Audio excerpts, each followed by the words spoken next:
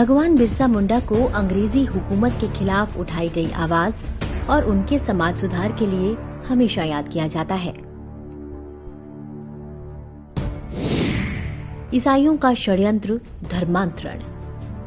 British हुकूमत अपने साथ ईसाई मिशनरियों को भी साथ लेकर आई थी। कहने को तो ये धर्म प्रचारक थे, लेकिन इनका मूल उद्देश्य ब्रिटिश समाज की नींव मजबूत करना था। वहीं वनवासियों को उनके मूल सनातन धर्म के विरुद्ध भड़काकर ईसाईकरण कर रही थी। बिरसा ने मुंडा के वनवासियों से ईसाईयत त्याग देने का आह्वान किया। उन्होंने कहा कि मिशनरियों की बढ़ती शक्ति को रोकने के लिए ईसाई धर्म का बहिष्कार किया जाना चाहिए।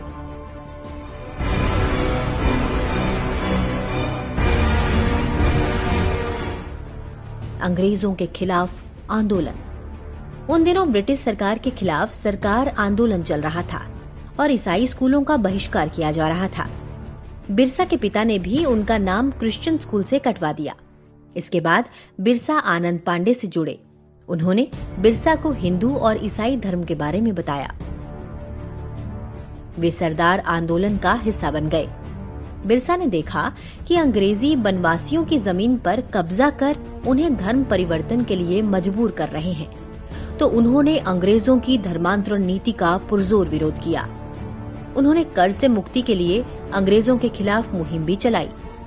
बिरसा मुंडा ने अंग्रेजों को चुनौती देते हुए कहा, ओ गोरी चमड़ी वाले अंग्रेजों, तुम्हारा हमारे देश में क्या काम?